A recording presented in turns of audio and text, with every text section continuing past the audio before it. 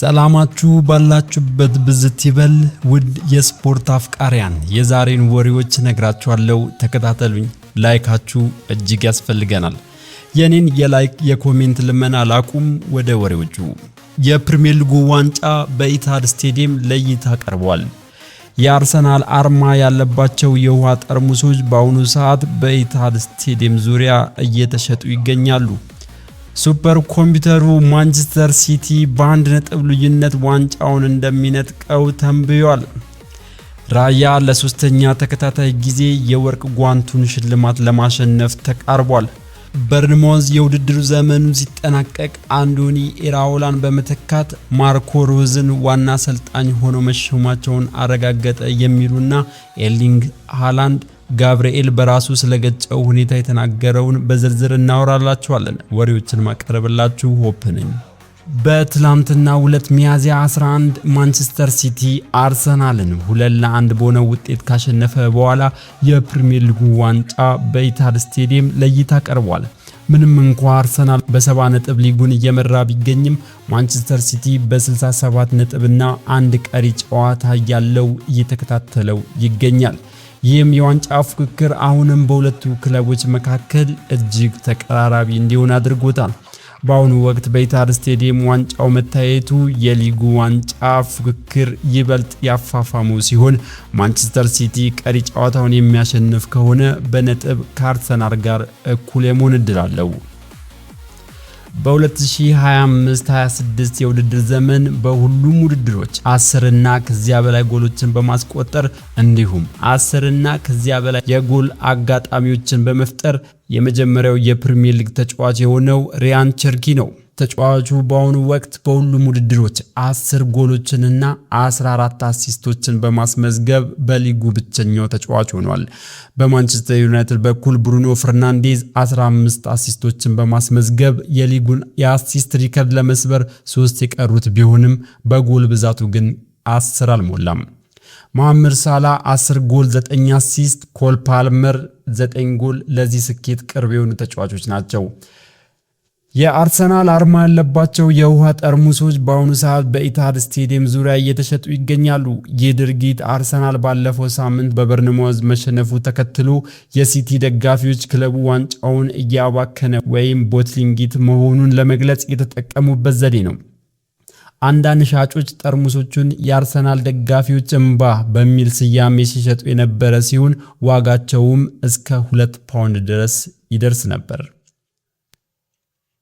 የሱፐር ኮምፒውተሩ ትንበያ ሁለቱ የሰሜን ለንደን ክለቦች አርሰናል እና ቶተንሃም በጋራ ሀዘን ሊቆራኙ ይችላሉ የሚል ውጤትን ይፋ አድርጓል ትንበያው ሁለቱም ክለቦች በውድድር ዘመኑ ማብቂያ ላይ በታላቅ ቁጭትና ሀዘን ሊታጠሩ እንደሚችሉ አመልክቷል ምንም እንኳን አርሰናል አብዛኛውን የውድድር ዘመን በደረጃ ሰንጠረዡ አናት ላይ ቢያሳልፍም ሱፐር ኮምፒውተሩ ማንቸስተር ሲቲ በ81 ነጥብ ሲያጠናቅቅ አርሰናል በ80 ነጥብ ሁለተኛ ሆኖ እንደሚያጠናቅቅ ተንብዮአል ይህ ከሆነ ሚካኤል አርቴታ ለአራተኛ ተከታታይ አመት በሁለተኛነት የውድድር ዘመኑ ይጨርሳል ማለት ነው እንደ ሱፐር ኮምፒውተር ዘገባ ሱፐር ኮምፒውተሩ ቶተንሃም በታሪኩ ለመጀመሪያ ጊዜ ወደ ቻምፒየንስ ሊግ ደረጃ ዝቅ እንደሚችል አመልክቷል ቶተንሃም በአሁኑ ሰዓት በ18ኛ ደረጃ ላይ የሚገኝ ሲሆን በ2026 የፈረንጆች አመት እስካሁን ምንም አይነት የሊግ ድል አላስመዘገበም ሮቤርቶ ዴዘርቢ ክለቡን ኮራጅ ቀጠና ማውጣት ሳይችሉ ቀርተው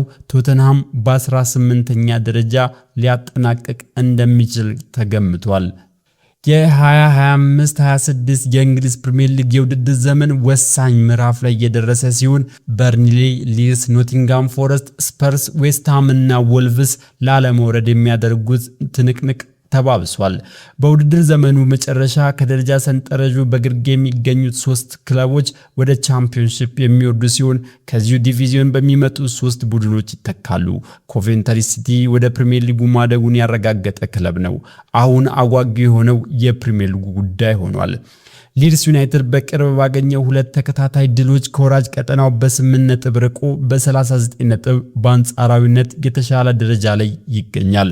ኖቲንጋም ፎረስት በርንሌን 4-1 በማሸነፍ ከስጋት ቀጠናው በ5 ነጥብ ርቆ በ36 ነጥብ ላይ ይገኛል። ዌስትሃም በ32 ነጥብ ላይ የሚገኝ ሲሆን ዛሬ ሰኞ ከክሪስታል ፓላስ ጋር የሚያደርገው ጨዋታ ወሳኝ ነው። በሮቤርቶ ዲዘርቢ እየተመራ ያለው ስፐርስ ከብራይተን ጋር 2-2 በመለያየቱ በ31 ነጥብ በወራጅ ቀጠና ውስጥ ይገኛል። በርንሌ በ20 ነጥብ 19ኛ ደረጃ የተቀመጠ ሲሆን በሊጉ ለመቆየት ታምር ያስፈልገዋል። ወልቭስ በ17 ነጥብ የደረጃ ሰንጠረዡ ግርጌ ላይ የሚገኝ ሲሆን ዌስትሃም ዛሬ ነጥብ ካገኘ የወልቭስ መውረድ በይፋ ይረጋገጣል። በ2025-26 የውድድር ዘመን የፕሪሚየር ሊጉን የወርቅ ጓንት ሽልማት ለማሸነፍ ግብ ጠባቂዎች እያደረጉት ያለው ፉክክር አጓጊ ጉዳይ ሆኗል። በአሁኑ ወቅት የአርሰናሉ ግብ ጠባቂ ዴቪድ ራያ በከፍተኛ ልዩነት እየመራ ይገኛል። ራያ ለ3 ተከታታይ ጊዜ የወርቅ ጓንቱን ሽልማት ለማሸነፍ ተቃርቧል። ካለፈው የውድድር ዘመን የተሻለ ውጤት ያስመዘገበ ሲሆን የራሱን የግል ክብረ ወሰን ለመስበር አንድ ጨዋታ ብቻ ይቀረዋል።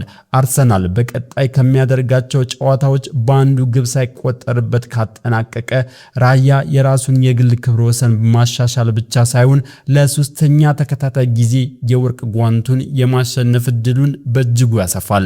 በቅርብ ጨዋታዎች ድንቅ ብቃት እያሳየ ያለው ዶናሩማ በ12 ክሊንሺቶች ራያን እየተከተለ ይገኛል። ኤቨርተን ወራጅ ቀጠናው አጠገብ ቢሆንም ፒክፎርድ 11 ጨዋታዎችን ግብ ሳይቆጠርበት በማጠናቀቅ በግሉ ስኬታማ የውድድር ዘመንን እያሳለፈ ነው። የክሪስታል ፓላሱ ሄንደርሰን 10 ክሊንሺቶችን በማስመዝገብ በሊጉ 4ኛ ደረጃ ላይ ተቀምጧል። በርንማውዝ የውድድር ዘመኑ ሲጠናቀቅ አንዶኒ ኢራኦላን በመተካት ማርኮ ሮዝ ዋና አሰልጣኝ ሆኖ መሾማቸውን አረጋገጠ። የቀድሞ የላይፕዚግ የዶርትመንድና የሳልዝበርግ አሰልጣኝ የነበሩት ማርኮ ሮዝ በቫይታሊቲ ስቴዲየም ለ3 ዓመታት የሚቆይ ውል ተፈራርመዋል።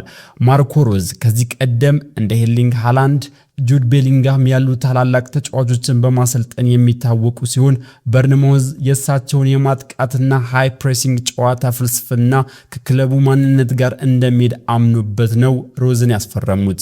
ጀርመናዊ አሰልጣኝ በእንግሊዝ ፕሪሚየር ሊግ ለመጀመሪያ ጊዜ ስራቸውን በይፋ የሚጀምሩት በ2025-26 የውድድር ዘመን እንደተጠናቀቀ በበጋው የዝውውር ወቅት ይሆናል።